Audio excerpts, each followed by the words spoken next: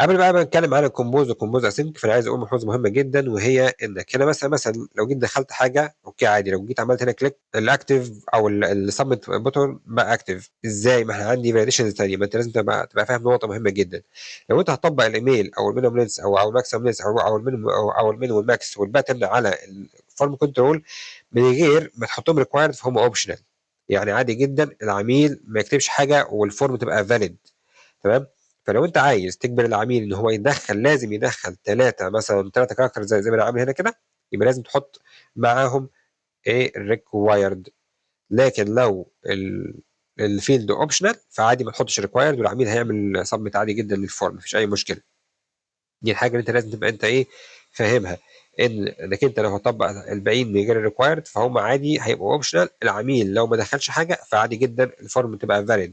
لو العميل دخل وقتها هنبدا نطبق الفاليديشن.